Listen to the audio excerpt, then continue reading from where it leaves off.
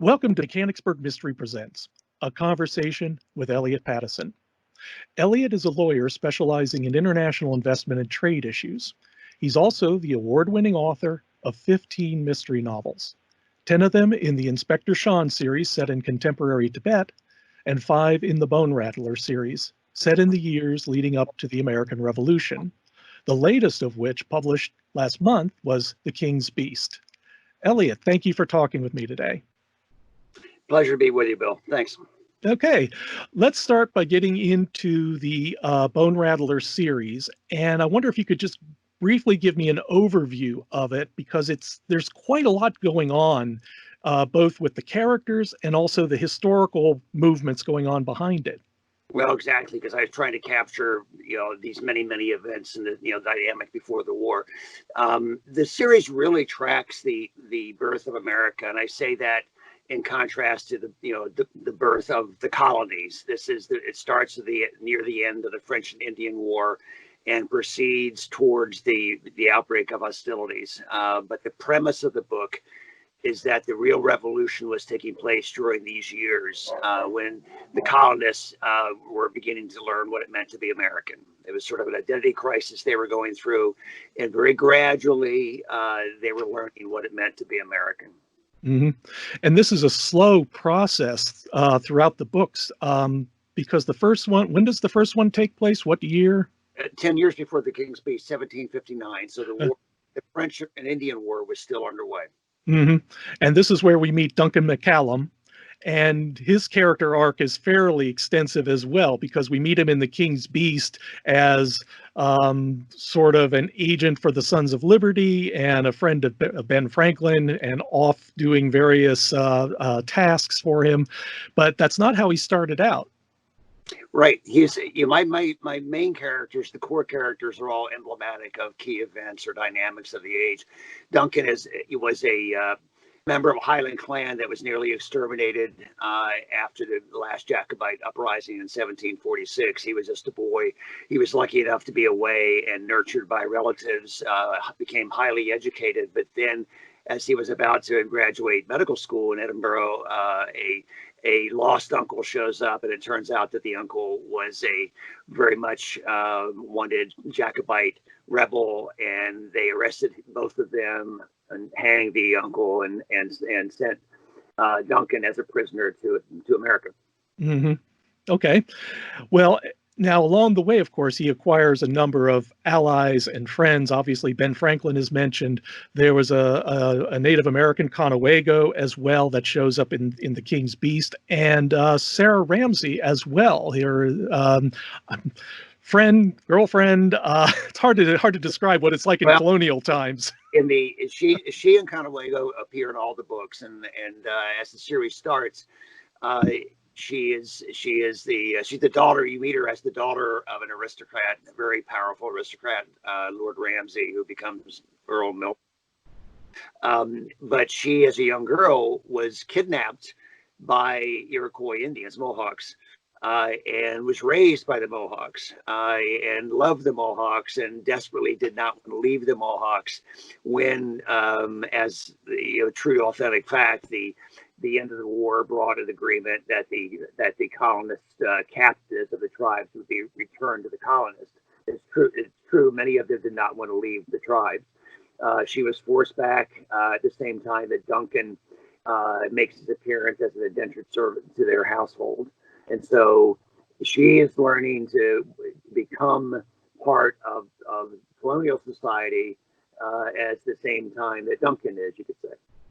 That's also one of the more interesting subtexts going on, is the relations between the colonists and the Native Americans. Sometimes it's hostile, sometimes it's friendly. We'll go into it a little later, but Duncan has developed a kind of a spiritual affinity, and they with him as well. Was that common in the times? Well, I wouldn't say that it was common, but it was absolutely. It's authentic, and it absolutely happened. And there was a really fascinating link between the Highland Scots and the Native American tribes, and especially the Iroquois.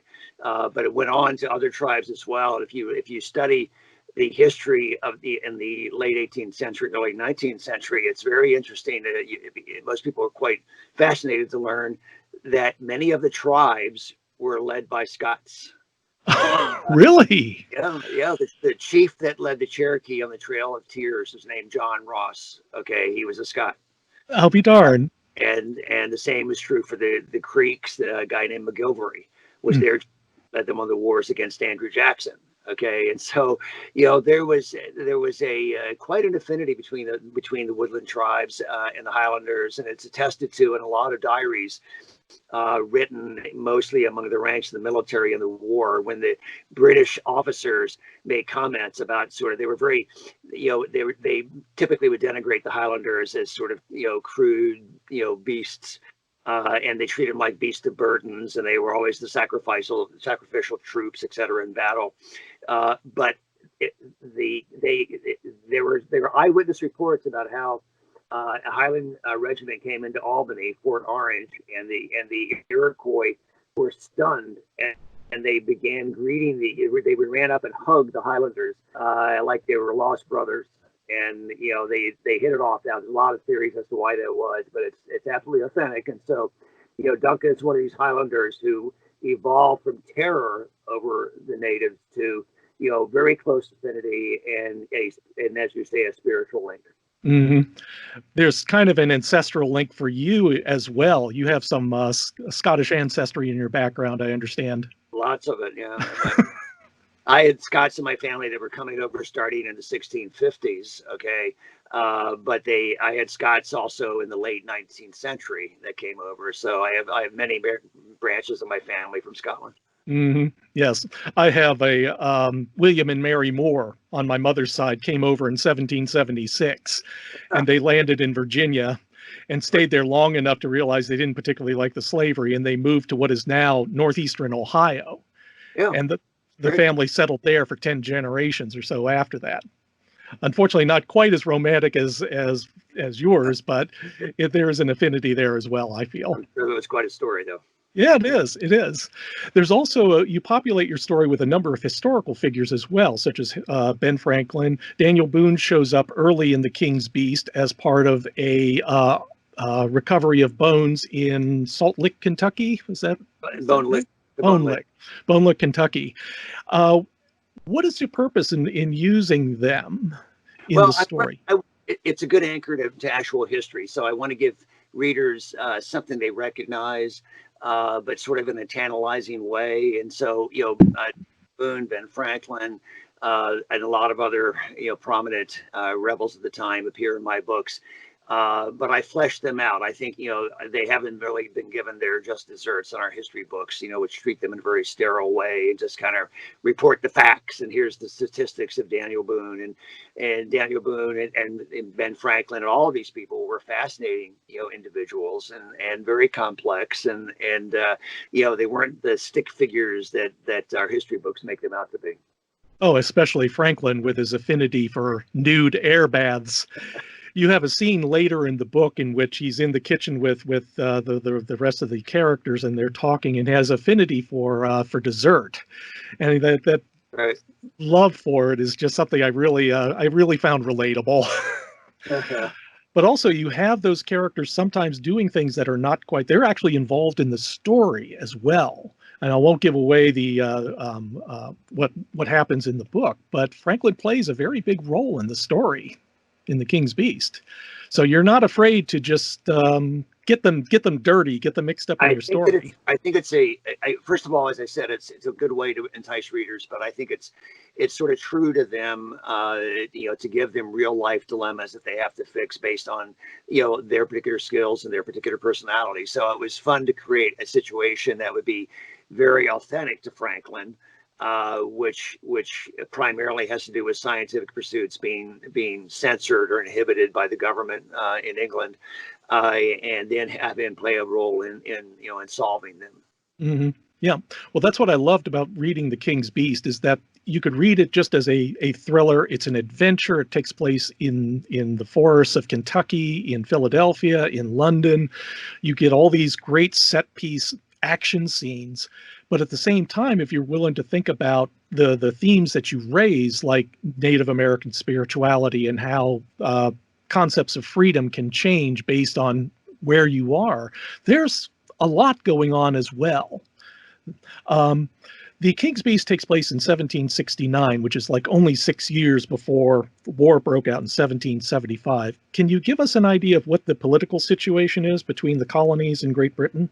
So there's a lot of tension. The key developments during the decade before that, or the 1760s, were the stamp tax and the onerous duties of the Townshend Acts and the Quartering Act in Boston that brought a couple of regiments of troops to Boston.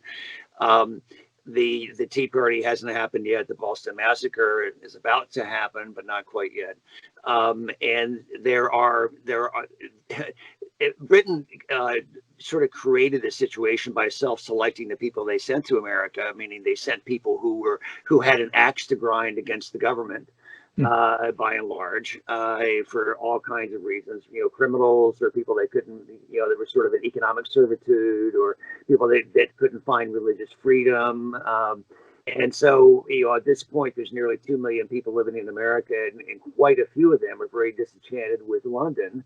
And they're beginning, as a result of a lot of factors, including the self-confidence of victories in the French-Canadian War, are beginning to realize that maybe they don't need England, maybe they don't need Britain anymore.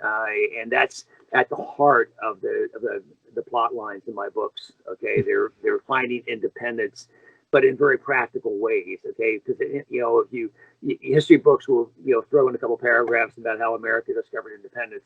Okay, and that was and it really minimizes a fascinating series of events, one of the most fascinating in all of history, I think. Yeah, there is a lot to unpack here, especially anywhere from British relations with the colonists, their attitudes towards the colonists trying to find a definition for themselves because they're not British anymore. Never mind the fact that you had the Dutch in New York and the Germans in Pennsylvania alone. They're trying to find what it means to be an American. Right. And they're kind of feeling it along without actually knowing that they're doing it. It's part of that, and you touch upon a really important point here. The colonies didn't mingle with themselves. They almost all of their commerce and the broad intellectual intercourse, so to speak, was all directly from their colony to London, and they had to begin. So people, maybe they weren't quite British, but people felt like they were Pennsylvanians, and they didn't feel like they had a whole lot to share with people in Boston. But now, by the late 1760s, they're beginning to commingle. The Sons of Liberty are beginning to cooperate across the colonial borders. They have witnessed how soldiers from the various militias were able to cooperate during the last war. So those colonial boundaries are breaking down at the same time. Very important dynamic. Mm-hmm. Yeah. Another theme for this book is the role science is playing in the run-up to the revolution and the establishment of an American identity. There's the hunt for bones in Kentucky that's called the Incognitum, if I've got that right. Right. And there's great excitement over what that was and what it means. McCallum is trying to get the bones to London, and there's opposition to that as well. There is also the recording of the transit of Venus across the sun, which apparently was very important at the time as well. What was their purpose? Why were especially like the Sons of Liberty or people who were colonists, why were they paying so much attention to the value behind these bones or recording the transit of Venus? So the colonies, understand the colonists were more highly educated on average than the average British citizen. They were more literary. There were more books sold in America than in Great Britain at the time. Interesting fact, it's true. And so there was a lot of self-generated intellectual pursuits going on. Printing presses were proliferating, books were proliferating. There were what we would call science clubs essentially being formed in various population centers. And there was a huge amount to learn about this continent. On the other hand, Great Britain and all of the European powers always pursued what we would call science as a matter of the government, and the King George especially, was very covetous of this. He ran the Royal Society. He decided who was going to explore where, and what scientific project he would pursue that year. The transit of Venus was the event of the decade in that context. He built, and the transit of Venus, I learned a lot about this, is when Venus crosses the face of the sun. And if you're able to measure it when it crosses the first time, and then measure again when it crosses the second time, you can actually, it takes a lot of trigonometry, but you can calculate the distance from the Earth to the sun. It had been theorized for centuries, but the very first people, and the King was absolutely obsessed with being the one to do this for the first time. He built a very elegant observatory outside of London, in Kew Gardens. But at the same time, these do-it-yourselfers, mostly out of Philadelphia, guys named Rittenhouse and Biddle and a few others that were well known for other pursuits, they developed, with the help of some correspondents in London, the instruments necessary and the network necessary, because you have to have multiple observations in different locations, to conduct this. And they actually were the first ever in history to successfully calculate the transit. And the King was beside himself. And so there was a lot of build up to this. And it does feature in my book, along with these bones that you mentioned, which also are very authentic to the time. There was what was called the Bone Lick in what is now Kentucky, which was this big area of a big flat that was like a salt lick, where hundreds of ancient bones could be found. And there were what we now know were mastodons and mammoths, both, as well as giant sloths and a number of other ice age creatures. And they had been just, the Indians had known that, that they were there, of course, for centuries, and they had a bit of a, worship aspect to them with respect to the bones. But the colonists and Europeans were just awakening to this. And Ben Franklin, indeed, it's true, he sent for some bones when he heard about them. Thomas Jefferson was really interested, and as a president, he actually sent Lewis and Clark to collect bones to bring to the White House. So this is all very timely, and all these. This effort, this dynamic building towards the American identity was, coinciding, with this dynamic around scientific pursuit and the new self-confidence of the Americans who were able to achieve these scientific feats without the help of England and Europe. And that all kind of wrapped up in the American identity. And I think actually for certain people made a really big boost in their confidence as Americans. Mm-hmm. Yeah. Another thing that impressed me was your depiction of Native American spirituality, because there's a long sequence in the beginning, of course, when they find the bones, and the local Indians are concerned that if they're taken out of the area, their gods will go with them, and that if they even go to London and encounter the European gods, they may not come back. And I was just fascinated at that was kind of a depth of feeling and thought that I have not seen in other books that impressed me. There's a lot. I think there's a lot to that. And we know that the Shawnee and they were the dominant tribe where the bones were, did indeed impart a lot of spirituality in the bones. And although I in the book I actually have a bone shrine that I fictionalized, but in the course of my research at the end, I found out that the Shawnee actually had such a bone shrine.